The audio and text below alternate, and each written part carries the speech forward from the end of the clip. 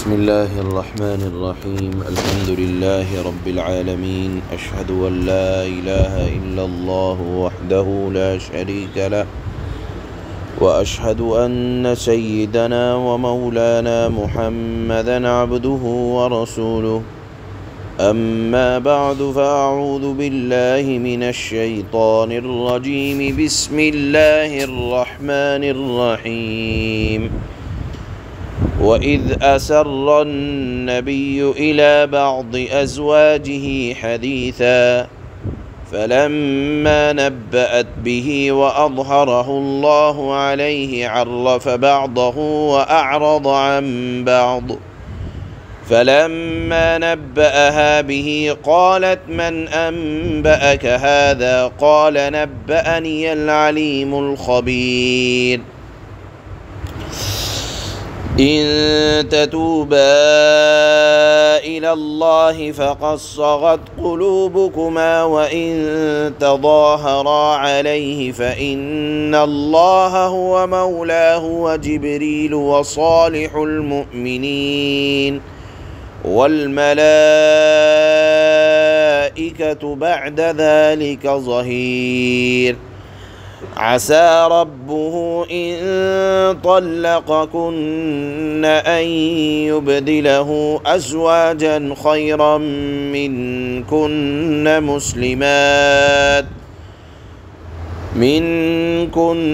مسلمات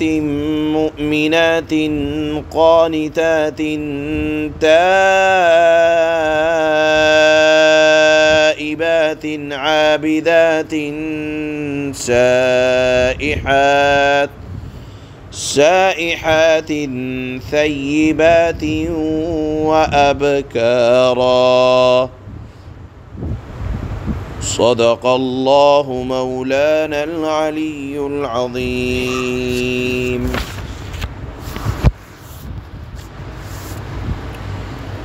ان آیات میں جو واقعہ ذکر ہو رہا ہے اس کا تعلق گزشتہ آیات ہی سے ہے، اور واقعہ وہی ہے کہ ایک موقع پر اللہ کے نبی صلی اللہ علیہ وسلم نے اپنے اوپر اپنے گھر والوں کی خوشنودی کی وجہ سے ایک بات ارشاد فرما دی تھی کہ میں نے آج سے اپنے اوپر شہد کو حرام کر لیا، اور وہ واقعہ وہی تھا کہ اللہ کے نبی صلی اللہ علیہ وسلم امہات المؤمنین حضرت زینب رضی اللہ تعالی عنہا کے ہاں عصر کے بعد اپنے معمول کے مطابق ذرا کچھ دیر ٹھہر گئے۔ انہوں نے آپ کو شہد کا شربت پلایا، اور اس پلانے میں آپ کو ذرا رغبت ہوئی اور آپ نے اس پینے میں ذرا وقت ان کے ہاں زیادہ لگ گیا، اور یہ سلسلہ چند دنوں تک چلتا رہا۔ تو حضرت عائشہ، حضرت حفصہ رضی اللہ تعالی عنہا نے یہ طے کیا کہ جب آپ تشریف لائیں گے تو آپ سے کہیں گے کہ آپ کے دہن مبارک سے کچھ مہک آ رہی ہے، اور مقصد یہ تھا کہ ان کو رشک ہو رہا تھا حضرت زینب رضی اللہ تعالی عنہا پر کہ آپ کا معمول ہے تمام ازواج مطہرات کے ہاں آنے کا، تو حضرت عائشہ، حضرت حفصہ ان کے ہاں آنے میں ذرا دیر بھی ہو رہی تھی، اور یہ بھی ہو رہا تھا کہ آپ کو ان کے گھر کا شربت پسند آ رہا ہے۔ تو اس رشک کی بنیاد پر ان امہات المؤمنین نے یہ بات طے فرمائی کہ جب آپ آئیں گے تو یہ کہا جائے گا کہ آپ کے منہ سے کچھ محسوس ہو رہا ہے۔ اللہ کے نبی جب تشریف لائے شربت پی کر ان کے پاس، تو ان حضرات نے وہی بات فرمائی کہ مغافیر کی بو آ رہی ہے، ایک قسم کے گوند کی مہک آ رہی ہے آپ کے منہ سے۔ اللہ کے نبی صلی اللہ علیہ وسلم جو منہ کے خوشبودار شخصیت کے حامل تھے، اور آپ کو اپنے منہ کی بھی بو ذرا پسند نہیں آتی تھی، آپ نے فرمایا میں نے مغافیر تو نہیں کھایا ہے، البتہ میں نے شہد پیا ہے۔ ہو سکتا ہے کہ وہ شہد ایسی مکھی کا ہو کہ جس نے مغافیر کے درخت سے رس چوس کر شہد بنایا ہو۔ اللہ کے نبی صلی اللہ علیہ وسلم نے امہات المؤمنین کی خوشنودی کے لیے فرما دیا کہ آج سے میں نے اپنے اوپر شہد کو حرام کر لیا،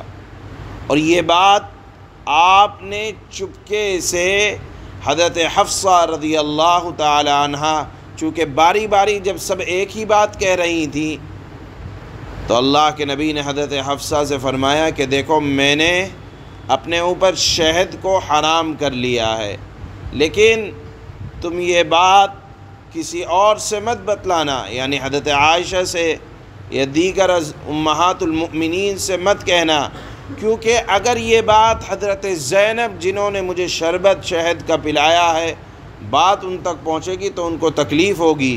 کہ میری وجہ سے رسول اللہ صلی اللہ علیہ وسلم نے اپنے اوپر ایک چیز کو حرام کر لیا ہے۔ آپ نے حضرت حفصہ سے فرمایا کہ دیکھو میری اور تمہاری بات ہے، یہ بات تیسرے سے نقل نہ کرنا۔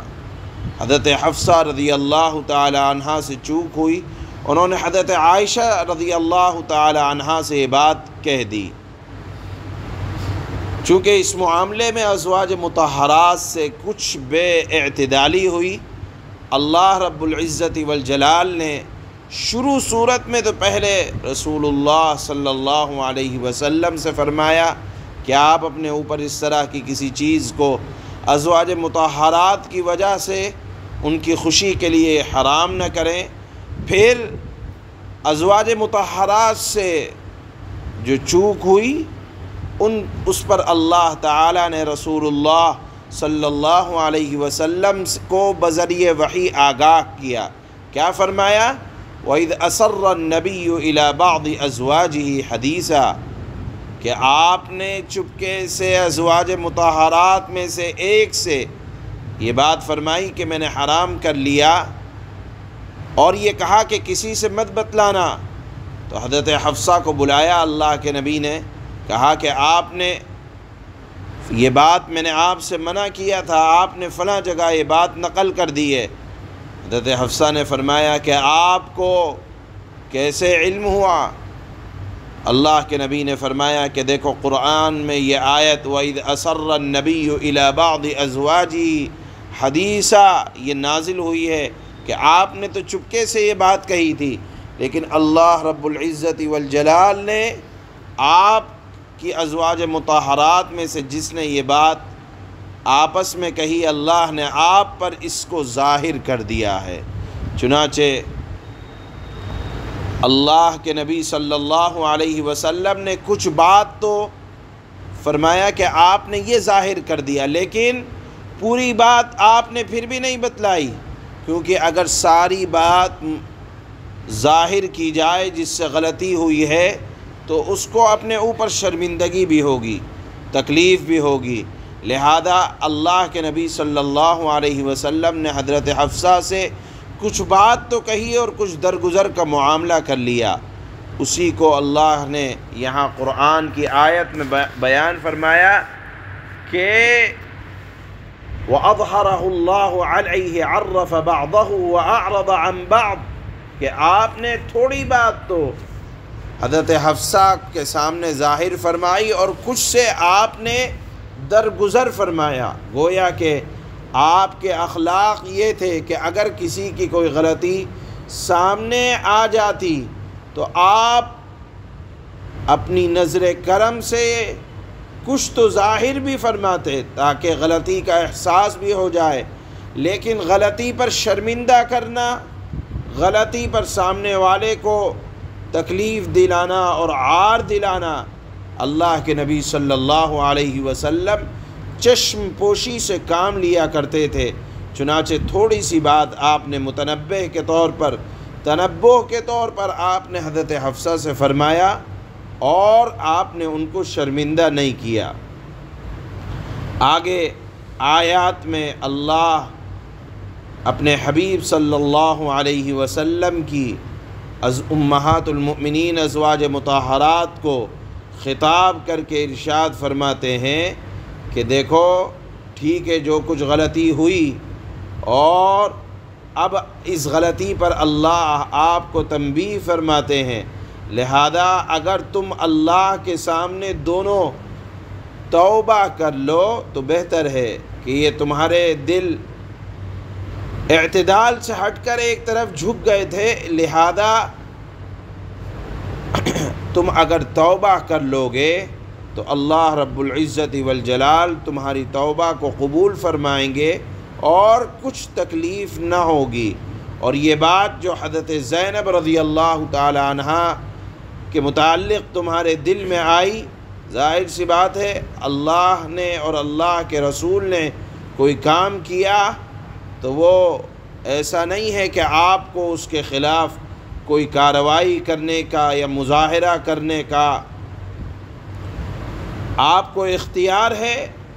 ایسی باتوں سے پیغمبر صلی اللہ علیہ وسلم کو کچھ ضرر نہ ہوگا کہ آپ نے ان کے سامنے ایسی بات کہہ دی تو ایسا کہ اللہ کے نبی کے دل سے حضرت زینب کی محبت نکل جائے یا کچھ اور ہو جائے، تو ایسا تو ہونے والا نہیں ہے۔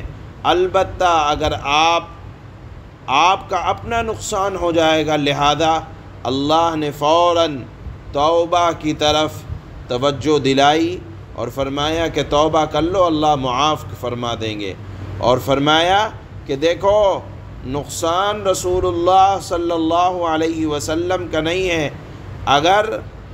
آپ ناراض بھی ہو گئے تو اللہ کے نبی صلی اللہ علیہ وسلم کے لیے اللہ اور امہات المؤمنین کو لے آئے گا، جن کی صفات اللہ نے آیت میں ظاہر فرمائی ہے کہ مسلمات مؤمنات قانتات تائبات عابدات سائحات ثیبات، یہ امہات المؤمنین کی فرمایا کہ یہ صفات ہوں گی کہ جو ایمان والی ہوں گی، عبادت کرنے والی ہوں گی، توبہ کرنے والی ہوں گی، ہر قسم کی جانی مالی عبادت کرنے والی ہوں گی، روزہ رکھنے والی ہوں گی، باقرہ کنواری ہوں گی یا بیوہ بھی ہوں گی۔ بہرحال یہاں آیات میں، آج کی آیات میں اللہ نے امہات المؤمنین کی توجہ دلائی کہ آپ سے ایک چوک ہوئی ہے، اس پر آپ اللہ سے توبہ کریں، اور اگر نہیں کریں گے تو اللہ رب العزت والجلال قادر مطلق ہے، اس کو کسی کی ضرورت نہیں ہے، اللہ آپ کے خلاف دوسری عورتوں کو لے آئے گا، لہذا اعتدال کے ساتھ زندگی گزارنے کی اللہ نے بیان فرمایا۔ آپ اگر آیات میں غور کریں گے تو یہاں تک اللہ کے نبی کو پہلی آیت میں خطاب تھا، پھر ازواج مطہرات کو خطاب ہے، پھر اس کے بعد اللہ نے تمام اہل ایمان کو، مؤمنوں کو خطاب کر کے فرمایا کہ دیکھو تم سے تمہارے گھر والوں کے متعلق سوال ہوگا، لہذا من مانی زندگی یا بے اعتدالی زندگی گزارنی نہیں چاہیے۔ ہر ایک چیز کی ایک محبت، ہر ایک چیز کی ایک حد ہے، محبت جو اللہ نے پیدا کی ہے، اس محبت کرنے کی بھی ایک حد ہے، اس حد کو جاننا چاہیے۔ یہ اس صورت کا بھی خلاصہ ہے اور ان آیات کا بھی خلاصہ ہے۔ چنانچہ اللہ فرماتے ہیں وَإِذْ أَسَرَّ النَّبِيُّ إِلَى بَعْضِ أَزْوَاجِهِ حَدِيثًا، اور اے نبی یاد کرو، اور اے لوگو یاد کرو جب نبی نے اپنی کسی بیوی سے راز کے طور پر ایک بات کہی تھی۔ کیا کہی تھی؟ کہ میں نے شہد نہ پینے کی قسم کھا لی ہے، مگر یہ بات حضرت حفصہ سے فرمائی تھی اور فرمایا تھا یہ بات آپ کسی سے نہ بتانا۔ فَلَمَّا نَبَّأَتْ بِهِ وَأَظْهَرَهُ اللَّهُ عَلَيْهِ عَرَّفَ بَعْضَهُ وَأَعْرَضَ عَنْ بَعْضٍ، آپ نے منع اس وجہ سے کیا تھا کہ کہیں ایسا نہ ہو کہ حضرت زینب تک یہ بات پہنچ جائے اور ان کو تکلیف ہو کہ میری وجہ سے اللہ کے نبی کو تکلیف اٹھانی پڑی۔ چنانچہ اللہ فرماتے ہیں پھر جب اس بیوی نے وہ بات کسی اور کو بتلا دی، حضرت حفصہ نے یہ بات حضرت عائشہ کو بتلائی تھی، تو اللہ فرماتے ہیں اور اللہ نے یہ بات نبی پر ظاہر کر دی تو اس نے اس کا کچھ حصہ جتلا دیا، یعنی اللہ کے نبی نے حضرت حفصہ کو بلا کر یہ بات فرمائی کہ آپ نے یہ بات میری لیک کر دی ہے، اور کچھ حصے کو ٹال دیا،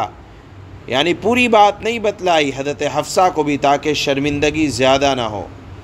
فَلَمَّا نَبَّأَهَا بِهِ قَالَتْ مَنْ أَنبَأَكَ هَذَا، پھر جب انہوں نے اس بیوی کو وہ بات جتلا دی، یعنی حضرت حفصہ کو آپ نے جتلا دیا کہ مجھے اللہ نے بتلا دیا، تو حضرت حفصہ کہنے لگی کہ آپ کو یہ بات کس نے بتلائی؟ قال نبأنی العلیم الخبیر، نبی صلی اللہ علیہ وسلم نے کہا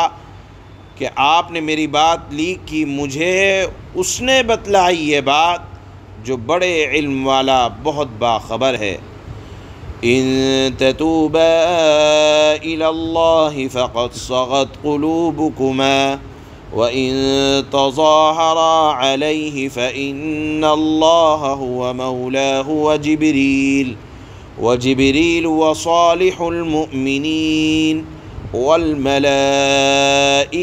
بَعْدَ ذَلِكَ ظَهِيرٌ، اے نبی کی بیویو، اگر تم اللہ کے حضور توبہ کر لو تو یہی مناسب ہے، کیونکہ تم دونوں کے دل مائل ہو گئے ہیں، اور اگر نبی کے مقابلے میں تم نے ایک دوسرے کی مدد کی تو یاد رکھو ان کا ساتھی اللہ ہے اور جبرائیل ہیں اور نیک مسلمان ہیں، اور اس کے علاوہ فرشتے ان کے مددگار ہیں۔ دو بیویوں سے مراد ہے حضرت حفصہ اور حضرت عائشہ کہ انہوں نے یہ بات آپس میں طے کی تھی۔ آگے اللہ فرماتے ہیں عسى ربه إن طلقكن أن يبدله أزواجا خيرا منكن مؤمنات قانتات تائبات عابدات سائحات ثيبات وأبكارا، اگر وہ تمہیں طلاق دے دیں تو ان کے پروردگار کو اس بات میں دیر نہیں لگے گی کہ وہ ان کو تمہارے بدلے میں ایسی بیویاں عطا فرما دیں جو تم سب سے بہتر ہوں، مسلمان ہوں، ایمان والی ہوں، طاعت شعار ہوں، توبہ کرنے والی ہوں، عبادت گزار ہوں، روزے دار ہوں، چاہے پہلے ان کے شوہر رہے ہوں یا کنواری ہوں۔ اللہ رب العزت والجلال اپنے نبی کو مایوس نہیں کریں گے، لہذا مراد ہے یہ کہ اگر غلطی ہوئی ہے تو فوراً توبہ کر لو اور اللہ کے نبی سے معافی مانگ لو۔ سبحان اللہ۔